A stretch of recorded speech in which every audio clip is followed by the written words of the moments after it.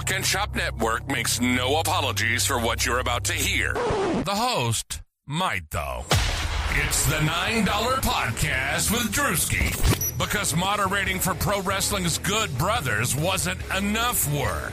Talking wrestling and more. Weekly on all major podcast networks. And we're back with another edition of the $9 Podcast with Drewski. It's Drewski once again. Moderator,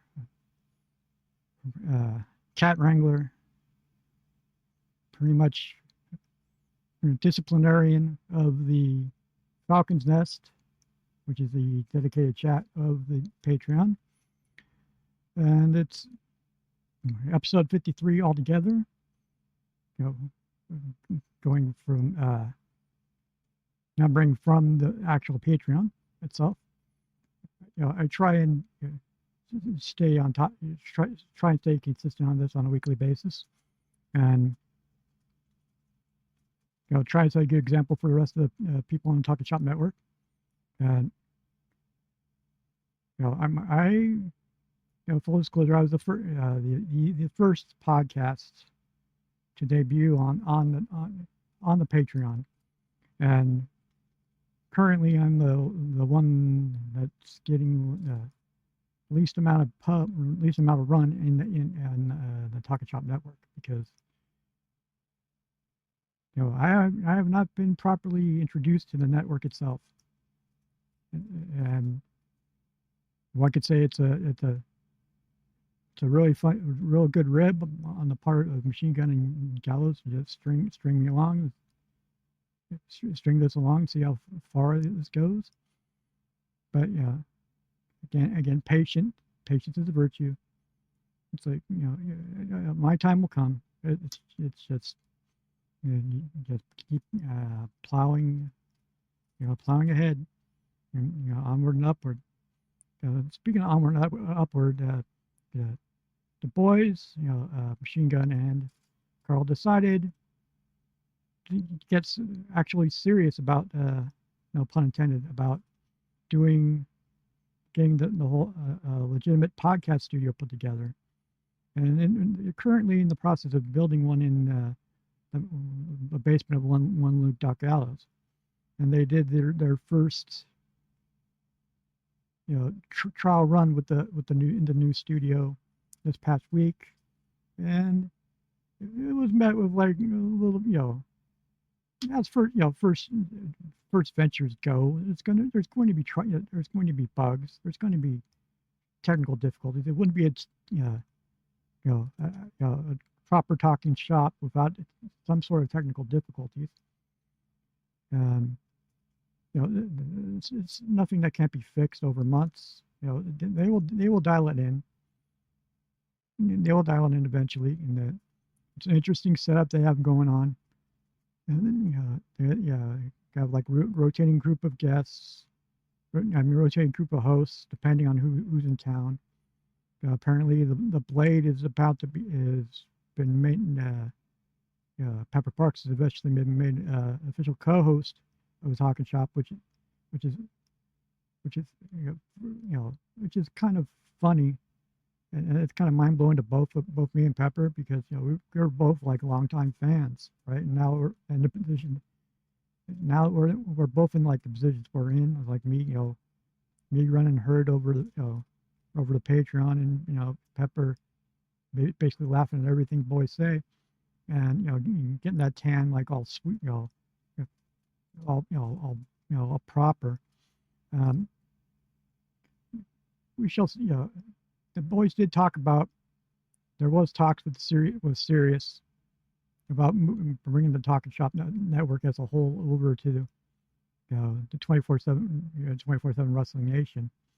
Yeah, that's before people from Stamford, Connecticut decided to go, hey, what's big? It'd be cool. WWE Radio. Here's a whole lot of cash. And money talks. Money talks. Funny thing about it's first initial rumblings of the WWE radio. It's like fits and starts. It's like Busted Open is now basically become like a propaganda show more or less for WWE. And the only good thing WWE radio has actually done so far apparently is a radio play-by-play of PLEs. You know, they tested that out on the last pay-per-view of like Booker T on doing radio commentary, and it apparently went over really well. It's something they'll probably, you know, get a bunch of focus groups behind, because, you know, that's a corporate thing. Focus groups. How can we market this? How can we merchandise it? And they'll drive it into the ground, kind of like what they're doing at Danhausen. But that's a topic for another day. It's funny that Nick Khan's trying to spin, you know, the accusations of this new radio venture being a propaganda arm by, you know, coming out and telling the Busted Open guys, "Hey, you're welcome to criticize me." It's like nothing, you know. Yeah, no, we're you know, we're open to criticism. Yeah. No, they're not. They're open to criticism to a point. Yeah, it's too much history in that company to think otherwise. And yeah, you know, and you know, another history repeating itself is the WWE counter programming AEW stuff, or, you know, counter programming their competition, happening to have scheduled pay-per-views the same day their competition has a big time pay-per-view, trying to siphon away any, you know, any viewership they can. You know, it's you know, it's 101, and, you know, it's on page 1 of the Vince McMahon playbook. He's been doing that. He was doing that stuff in the territory, you know, back in the territories. It worked then. I think it works now, but it's not the 80s anymore. It's the 21st century. And people, you know, some people do learn from history, but, you know, currently WWE is trying to repeat history, and they're trying to, and they don't understand why it's not working this time, because we've seen it coming. And yeah, it's starting to affect the bottom line of it a little bit. There's some rumblings going on, like Triple H's number 2 guy was like senior vice president of creative or whatever, guy basically left a couple months ago, but just became public now. The timing of that was interesting. And yeah, you have like we're getting close to really, you know, the WWE releasing their quarterly reports as normal. When they do that, it's like talent cutting time, budget cutting time. You know, after the last wave of cuts, you know, past their 90 days. You know, here comes a fresh crop coming. You know, and rumors will be, you know, flying, and it's, you know, they can you know, keep going to the well with storylines, you know, with business practices and whatever. But it comes a time where it's like, I'll give you where it's diminishing returns. Really, yeah. I'm going to take, for example, what happened on SmackDown. It's like the long-awaited promo duel between Kevin Owens and CM Punk. It was great. You know, it's great. It's the 5th time I've heard this. I've heard this version of the promo. You know, I've heard it in the AEW a couple times. I heard it with Hangman. I heard it with Eddie. I've heard it with Seth. Now I'm hearing it with KO and Sammy. It's like it's like Punk's only seems like CM Punk only wants to do like one storyline. He's gonna keep doing it and keep doing it until he finally gets the storyline he wants. Yeah, again, it's like pounding in it. It's like hammering a storyline into shape.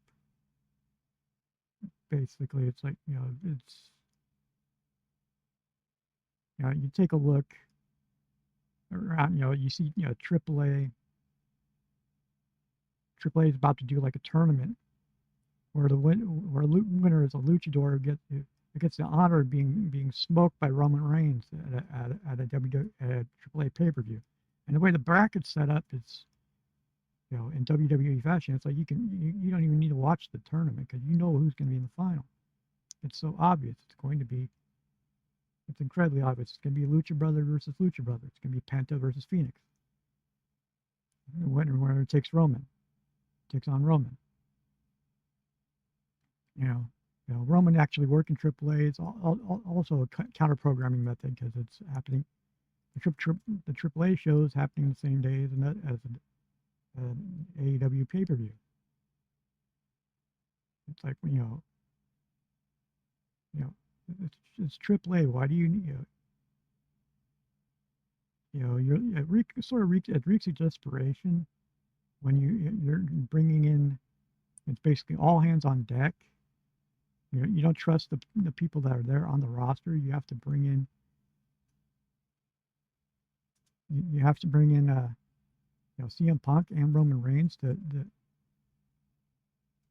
a AAA show to pop and try and put a dent on AEW's pay-per-view numbers, which is first off, AEW is not going to be hurting on pay-per-views because they've built up enough equity with their pay-per-views. It's like it's going to blow up in their. It's yet another time WWE is going to. It's going to blow up in their face spectacularly, and I cannot wait for it to happen. And, say, "I told you so. I told you so. I told you so." And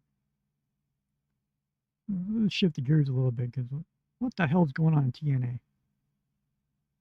It's like every time I look up, it's like a knockout's leading. I think they're down to at this point they're down to they only have like 2 tag teams, and it's like the Ash by Elegance team and Demon X Bunny, Cherry Bomb / Allie and Rosemary, and I think they finally figured it out, because they're supposedly bringing in more knockout talent. They have to build up that roster. The roster was thin as it is, but now it's back. Signing Gabby Forza, known as Nomi, on the Indies. She's very good at what she does. She's entertaining as hell. And it'll be interesting to see who's next. There was like a promo, a cryptic promo, like Rosemary being missing and Allie finding tarot cards. And people seems like it's the return of Sue Young, but I believe it's the debut of Zelina Vega and Tommy End. Yes, I said Tommy End. Tommy. The former Aleister and former Aleister / Malachi Black has shaved his head and become reverted back to his indie name of Tommy End. When he was, if you aren't familiar with Tommy End in the Indies, he was something, right? You think that his gimmick was, out, over the top then, in AEW and WWE? No. He was part of a tag team called the Sumerian Death Squad. And you look up their matches. It's like serious vibes. Hopefully, he's going to be incorporating more of his more of his kickboxing background and maybe toning down the spooky. Although TNA has the market cornered on spooky, unlike a lot of the other, U.S. promotions, TNA has it sort of has it on lock. With the Hardys and the Righteous, and there's actually a tease of Righteous and the Wyatt Six, like joining forces. I mean, the Hardys and the Wyatt Six joining forces, and just a tease. There's still little slivers of like, maybe they might know what they're doing, but it's gonna take a long time for them to engineer more goodwill. And again, after like the past 8 and 9 months. Well, it's not the first time this has happened with TNA, and definitely will not be the least. Yeah. So let's talk about what hardly anybody's talking about these days. It's like New Japan G1. The G1's going on right now, everyone. Remember years past the G1, people, it was like a happening, the G1. Now you don't really hear as much. It's because no Kenny, no Osprey, but there's still great matches going on. It's like Yoda Tsuji is apparently having it's a breakout star of the tournament. He's actually figured things out. He's starting to dial in his overall skill set.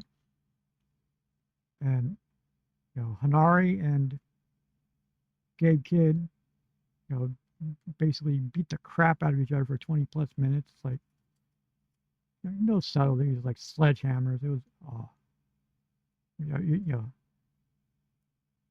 it was a 21st Century Haas match.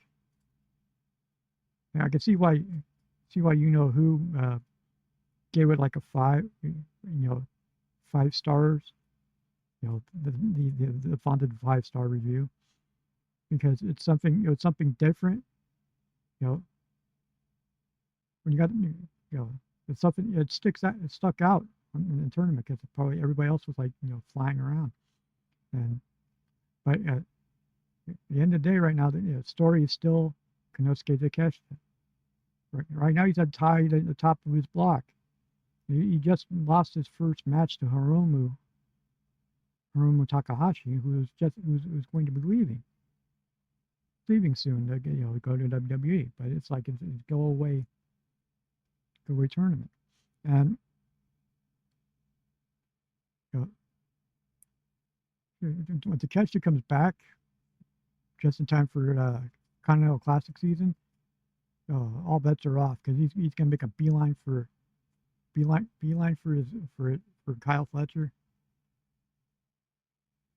or whoever's holding that title, and the national title or international title, well, you name it. He's coming after somebody. Okada, yeah, because he'll be back in time for All In, and then they can do the quick run up to the Okada, Takeshita, Fletcher 3-way dance, which will be a very strong, what's looking to be a very strong card. That could be the show stealer, because Kyle Fletcher's on a run the past couple months where he's seriously like in the top 3, at least the top 3 wrestler. If he's not in the top 3 wrestler of the year voting, something is malpractice. He's insane right now. You know what else was insane? It's like the AEW CMLL partnership right now. Like for the past week, it's basically AEW is pretty much a lot of the heavy hitters at AEW have been in Arena, Mexico. Working and working and working. Working shows, working Cyberneticos, the whole experience. and they're being, you know, they're being, welcomed with open arms by the CMLL faithful, which is great. And they had like the AAW versus CMLL pay-per-view, not actually show before Grand Slam Mexico, and it's, you know, it's like there was some head-to-head matches, and surprisingly CMLL came out, well, surprisingly enough, CMLL came out ahead 5-2 in terms of the matches. Just unlike, which, as it should be, because they had the home court advantage. I mean, the Cathedral, right? The Wrestling Cathedral. It's like you saw Grand Slam Mexico. You understand. You understand how, the passion of that crowd, right? The whole vibe. You can just see that and realize that's the reason why that place has been sold out pretty much every week this year.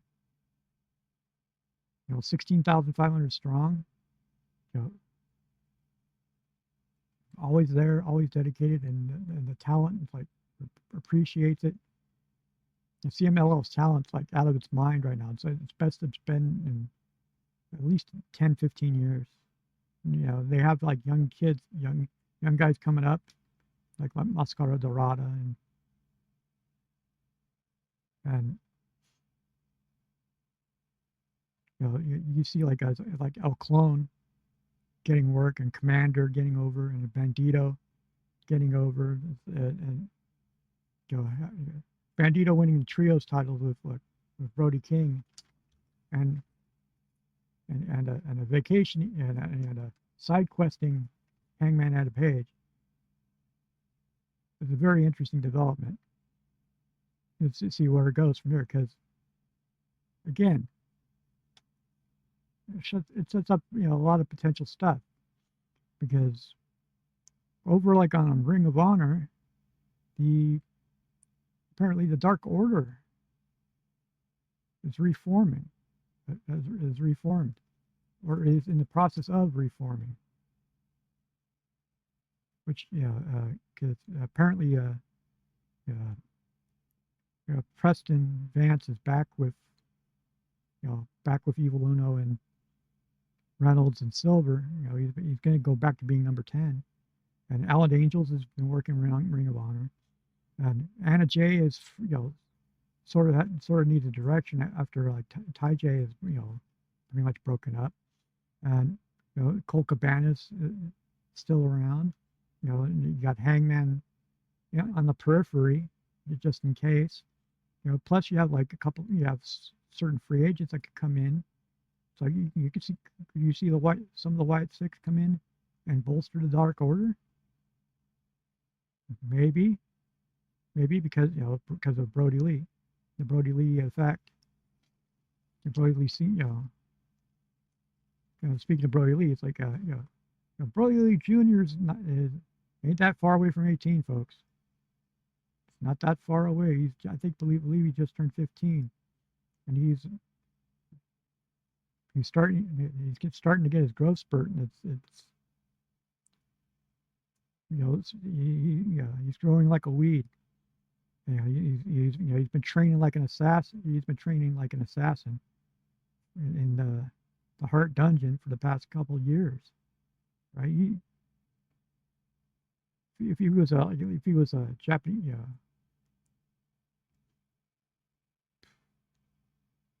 you wonder, would they pull the trigger now, or wait till he turns 18? Because he did work for the company when he was 10, but I think it depends. If they have a good enough storyline, good enough direction, they feel comfortable with it, will they jump for it? And we'll see. Was back to Grand Slam for a bit. It's like Kyle Fletcher and Speedball Mike Bailey, best of 7. If any two guys on the roster deserve to do a best of 7 for a belt, it's them. It's like every time they touch, every time they get in the ring against each other, it is magic. It's like certain combinations. Basically, when you see them. It's like it's like Sean and Brett, and it's Austin and Rock. That kind of KO and Sami Zayn. That kind of connection is very rare and should be cultivated. Again, the future is bright for that company. They keep adding tournaments too, which is great. It's like the Continental Tournament. It was the Continental Cup tournament, which is basically their version of the New Japan Cup. It's like 16 guys, single elimination, winner go home. No Continental Classic rules. No seconds. No interference. No time limit. There has to be a winner. It does remind me a bit of like the PWG Bola tournaments in terms of like just the matchups on the whole reseeding after the first 2 rounds is very interesting, because then it makes it not so obvious who's going to be in the final, but you got a pretty good idea who's going to be in the final. You look at the card and you think, okay, what would be the best storyline? Well, the best storyline is obviously Mox versus Ospreay. No, not Mox versus. Well, Mox in the final. Mox would have to go through a murderer's row. If it sets up correctly, you'd have to go through Kyle O'Reilly, who's his kryptonite. Eddie Kingston, which is a match that's been years in the making, right? And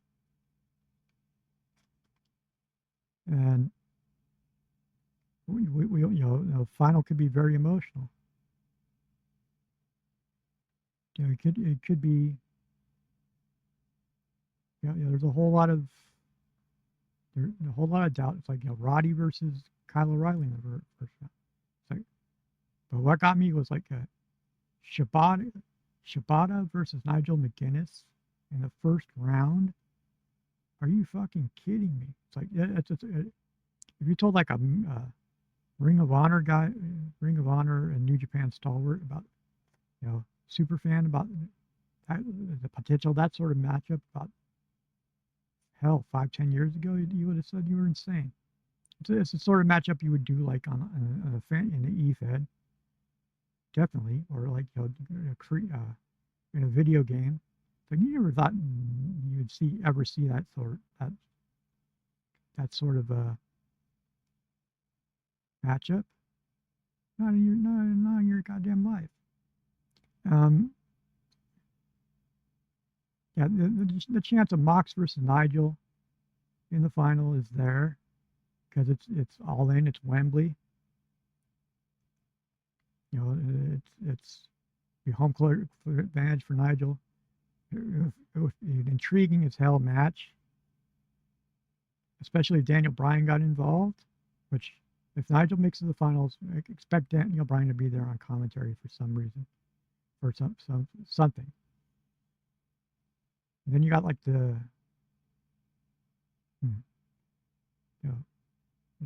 sort of the field is starting to set up for the Casino Gauntlet. MJF's decided to do like the Real World Championship type thing, when they basically stole the Triple B, and declared himself like the number.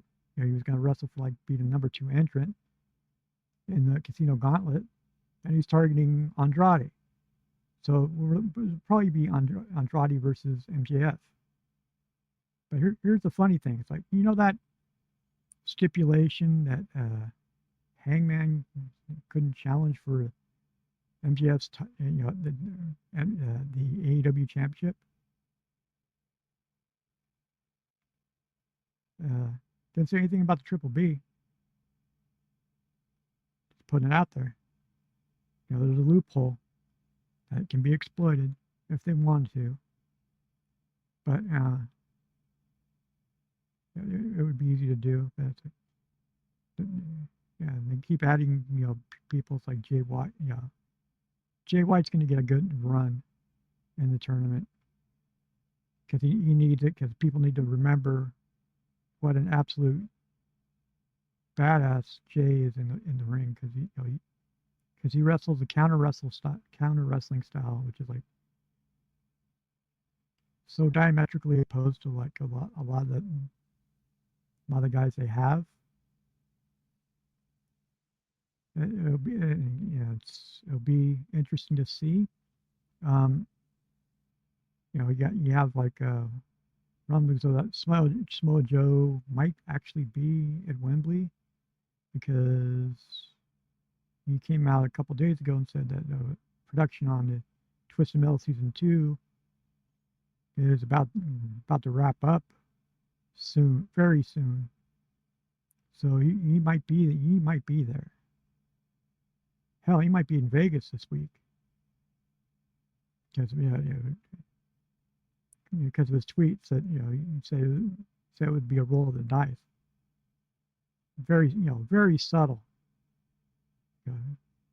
Very subtle. Joe coming out of nowhere and interrupting MJF on Dynamite would be entertaining as hell. Got that? You got the news that Buddy Matthews finally got cleared after his horrific ankle injury. It's like, I wouldn't wish that kind of injury on anyone.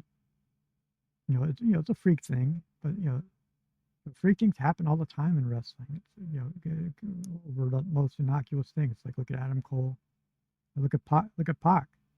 Pac broke his ankle like doing a baseball slide into a ring like years ago. It's like it doesn't take much.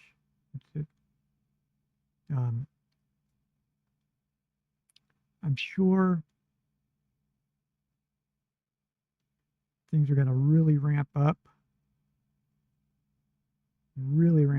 for the road to All In like in the next 2 weeks. It's going to be, you think they're going like 100 miles an hour the past 3 weeks, with the run of shows they've been on. It's like Detroit and Arena, Mexico, back to back. It's like two of the most insane crowds that the promote AEW's ever had. And the odds of Vegas matching those, I don't think so.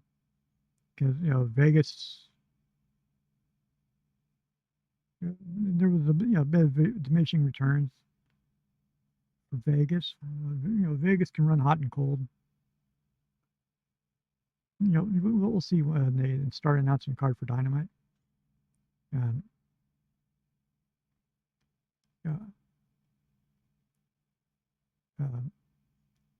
We shall